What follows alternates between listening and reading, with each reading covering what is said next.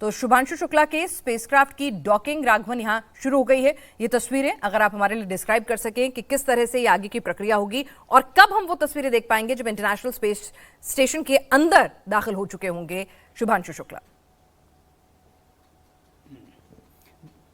देखिए पिनाज, जो आपको रिंग नज़र आ रही है ये इंटरनेशनल स्पेस स्टेशन का डॉकिंग पोर्ट है और कुछ ही सेकंड्स अगर हम देखें तो ये जो क्रू ड्रैगन ग्रेस है ये जो है देखिए किस तरह से अब उसमें सॉफ्ट कैप्चर की तैयारी में है। ये सारा ऑटोमेटेड सिस्टम है, हालांकि कभी कभी इसमें मैनुअल की ज़रूरत पड़ती है। एक बार सुनीता विलियम्स को मैनुअल ये सब करना पड़ा था, लेकिन अभी हम ये देख पा रहे हैं कि पूरी तरह से कंट्रोल्ड ऑटोमेटिकली जो है ये सॉफ्ट कैप्चर की प्रक्रिया जो है वो हो गई है। अब कह सकते हैं कि सॉफ्ट कैप्चरिंग जो है वो यहाँ पर हो गई है ड्रैगन ग्रेस कैप्सूल की आईएसएस के मॉडल से, जिसे जेनिथ का नाम दिया है इस पोर्ट से। इससे पहले 5 स्पेसक्राफ्ट ऑलरेडी यहाँ पर पोर्टेड हैं और ये देखिए अब जो हमारा जिसमें हमारे अंतरिक्ष डेजिग्नेट एस्ट्रोनॉट है शुभांशु शुक्ला वो पहुँचे हैं। ये अभी देखिए वहाँ से ह्यूस्टन से ये जानकारी मिल गई है कि जो कैप्चर हुआ है सॉफ्ट कैप्चर वो कंप्लीट हो गया है। अब इसके बाद हार्ड कैप्चर होगा।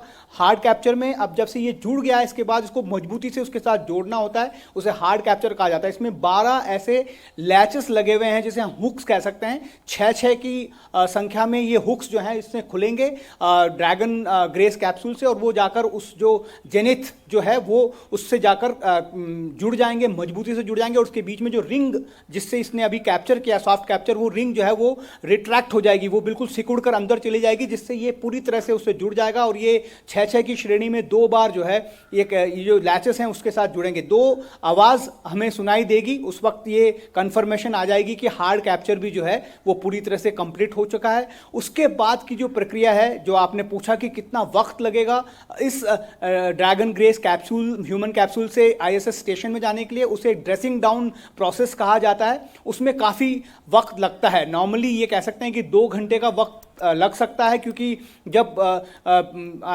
जो ड्रैगन ग्रेस कैप्सूल है उससे आईएसएस में जाने से पहले वो सारी पैरामीटर्स को चेक करना होगा। सबसे पहले ह्यूस्टन जो मिशन कंट्रोल है वहाँ से एम्बिलिकल कॉर्ड, जिसे पावर जनरेशन या कम्युनिकेशन जनरेशन भी कहा जाता है, वो भी इसमें दोनों को एक साथ जोड़ा जाएगा। अभी जो पावर जनरेट हो रहा है वो ड्रैगन कैप्सूल से हो रहा है, लेकिन उसके बाद आईएसएस के पावर कम्युनिकेशन से इसको डायरेक्टली जोड़ दिया जाएगा। उसके बाद जितने भी एस्ट्रोनॉट जो कैप्सूल के अंदर बैठे हैं उनकी एक तरह से ब्रीफिंग होगी।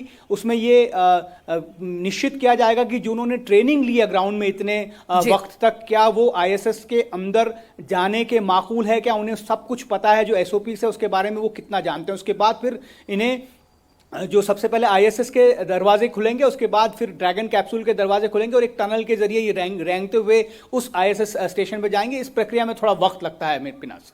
बिल्कुल, हम तस्वीरें देख रहे हैं और यहाँ पर पूरा देश, उनके माता पिता, परिवार के सदस्य भी इंतजार कर रहे हैं कि इंटरनेशनल स्पेस स्टेशन के दरवाजे खुलें। और जिस तरह से आपने बताया कि इसमें भी वक्त लगेगा, जाहिर सी बात है तमाम जो प्रक्रिया होगी, एसओपीज होंगी, क्योंकि एक जटिल प्रक्रिया होती है और बेहद सावधानी के साथ। यूं तो ये ऑटोमेटेड होती है, लेकिन फिर भी एक एक चीज, एक एक पैरामीटर चेक करने के बाद ही इंटरनेशनल स्पेस स्टेशन के भीतर जो है इन 4 एस्ट्रोनॉट्स को, जिसमें हिंदुस्तान के शुभांशु शुक्ला भी हैं, उनको अंदर दाखिल किया जाएगा।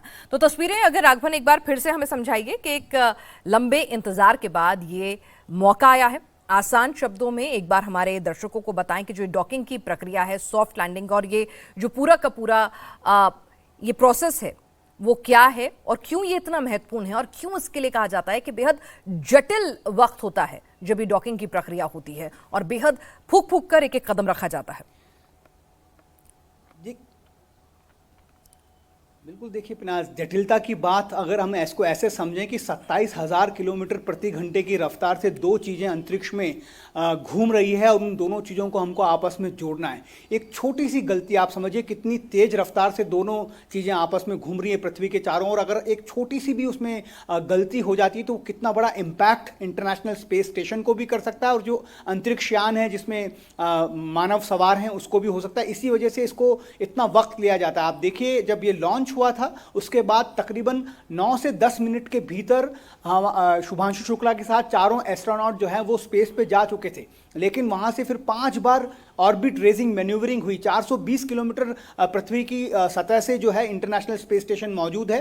उन 5 बार उसको ऑर्बिट रेज करना पड़ता है, पृथ्वी के चारों ओर चक्कर लगाता हुआ ये स्पेसक्राफ्ट एक एक बार उसको उसके ऑर्बिट से थोड़ा सा उसको बर्न किया जाता है, उसके इंजन को जलाया जाता है ताकि वो और थोड़ी अपनी दिशा बदले। इस तरह से वो धीरे धीरे धीरे धीरे 220 मीटर पर सबसे पहले पहुंचा, उसे वे पॉइंट 2 कहा जाता है। उसके बाद फिर वो वहां से अलाइनमेंट होता है। अलाइनमेंट में इसके अंदर लगे हुए थर्मल सेंसर्स, जो कैमरेज, ऑडियो विजुअल कैमरे लगे हुए हैं, और जो खास भूमिका जो निभाते हैं लेजर्स, बहुत ही ज़्यादा हाई प्रिसिशन के साथ वो लेजर्स जो हैं वो इनको अलाइन करते हैं। यानी जो स्पेसक्राफ्ट का जो डॉकिंग पोर्ट है और जो स्पेसक्राफ्ट जो है वो बिल्कुल एक सीध में अलाइनमेंट में आते हैं। उसके बाद फिर वो जैसा हमने जिक्र किया था कुछ मिनट पहले, वो घड़ियां भी हमने देखी जब वो वे पॉइंट 1 यानी 20 मीटर की दूरी पर आया। उसके बाद वहां से एक बार फिर सारी जो पैरामीटर्स है उसको चेक करने के बाद सॉफ्ट कैप्चर जिसे कहा जाता है उसकी प्रक्रिया हुई, और वो प्रक्रिया एकदम सफल रही है। उसके बाद अब हार्ड कैप्चर की प्रक्रिया भी अगले कह सकते हैं कि कुछ मिनटों में पूरी हो जाएगी, जब पूरी तरह से लैच्ड हो जाएंगे। मतलब उसके जो 12 हुक हैं जो स्पेसक्राफ्ट में लगे हुए हैं और जो इंटरनेशनल स्पेस स्टेशन के डॉकिंग पोर्ट पर लगे हुए हैं, वो अच्छी तरह से एक दूसरे को कसकर जोड़ लेंगे और इतना कस देंगे कि उसमें एक हवा जो है वो भी उसके अंदर प्रवेश नहीं कर सकती, पूरी तरह से सील्ड वो हो जाएगा। उसके बाद जो प्रक्रिया होगी वो उसमें दोनों का जो है ये देखा जाएगा कि दोनों के अंदर जो दबाव है हवा का वो कैसा है। आईएसएस स्टेशन के अंदर जो प्रेशर है और जो ड्रैगन कैप्सूल में जो प्रेशर है वो समान होना चाहिए। उसके बाद ही आगे की प्रक्रिया शुरू होगी। तो बिल्कुल, अगर आम भाषा में समझें राघवन, तो 2 अंतरिक्ष में एक हाई स्पीड इस तरह से एक चेंजर और एक टारगेट है, दोनों के दोनों यान वहां पर मौजूद हैं। पहले उन्हें एक प्रोसेस के जरिए एक सीध में लाया जाता है, यानी कि एक के ऊपर एक इस तरह से उसको अलाइन किया जाता है, और उसके बाद एक एक करके सारे हुक, आप कह रहे हैं कि जब वो अटैच्ड होंगे तो उनमें हवा क्या एक छोटा सा मिनिस्क्यूल कण भी उनके अंदर ना जा सके, इस तरह का वैक्यूम सील जब इस तरह दोनों आपस में मिल जाएंगे तब जाके ये आगे की प्रक्रिया शुरू होगी। राघवन, इसके बाद अब दोनों जुड़ तो गए हैं, इसके बाद अब आगे धीरे धीरे क्या स्टेप्स होंगे और कितना वक्त, क्योंकि हम भी सभी लोग उत्साहित हैं वो तस्वीरों को देखने के लिए जब इंटरनेशनल स्पेस स्टेशन के भीतर से हमें शुभांशु शुक्ला और उनके साथी एस्ट्रोनॉट्स की तस्वीरें और आवाज सुनाई दे, तो अभी और कितना इंतजार? देखिए, अब अगला स्टेप जैसा हमने आपको बताया हार्ड कैप्चरिंग का, और उसकी प्रक्रिया जो है ह्यूस्टन मिशन कंट्रोल रूम से दे दी गई है कि हार्ड कैप्चर के लिए जो है वो तैयार है।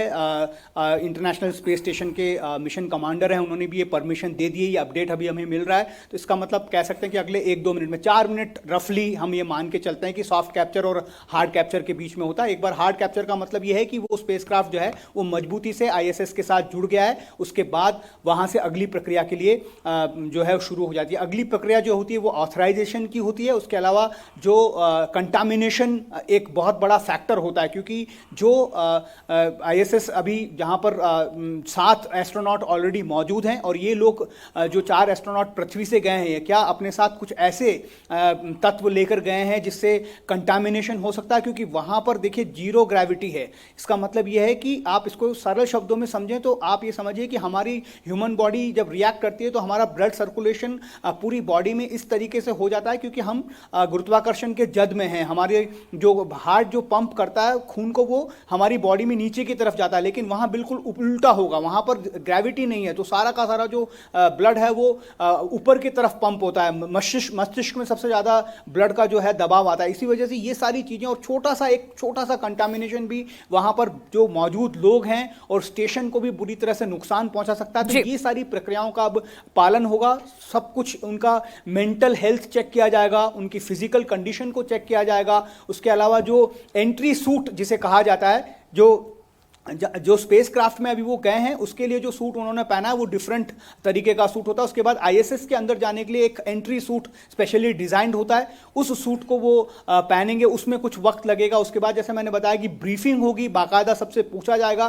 कि वो आईएसएस में जो एसओपीस हैं उसके बारे में उन्होंने ट्रेनिंग ली है कि नहीं है, वो कितना इसके बारे में जानते हैं। तो इन सब प्रक्रियाओं में नॉर्मली इसे ड्रेसिंग डाउन पीरियड कहा जाता है। तकरीबन 2 घंटे का इसमें वक्त लगता है। पिनाज, ये लाइव स्ट्रीमिंग जो है हमें जानकारी जानकारी दी गई है नासा की तरफ से, इसरो की तरफ से, कि ये कुछ मिनटों में अब इसको बंद कर दिया जाएगा। उसके बाद जब वो मूवमेंट जिसका पूरा देश प्रतीक्षा कर रहा है कि शुभांशु शुक्ला कैसे जो ड्रैगन ग्रेस स्पेसक्राफ्ट से आईएसएस के अंदर दाखिल होंगे, उसके वीडियो बाद में स्पेसएक्स या एक्सियोम मिशन की तरफ से जारी किए जाएंगे। बिल्कुल, नासा की तरफ से भी कुछ देर पहले ही 4 मिनट पहले का एक ट्वीट है, उसमें भी उन्होंने कहा है कि dragon spacecraft docked with the space station, उसके बारे में उन्होंने पुष्टि की है। और उन्होंने कहा अब अगला स्टेप होगा क्रू और नासा एस्ट्रोनॉट्स जो हैं वो हैचेस को ओपन करने की तैयारी शुरू करेंगे। और राघवन, आप बता रहे हैं कि जो हैचेस को ओपन करने की जो तैयारी है उससे पहले कई एसओपीज हैं जिनको फॉलो किया जाएगा और उसमें 1 से 2 घंटे का वक्त लग सकता है। यानी कि अभी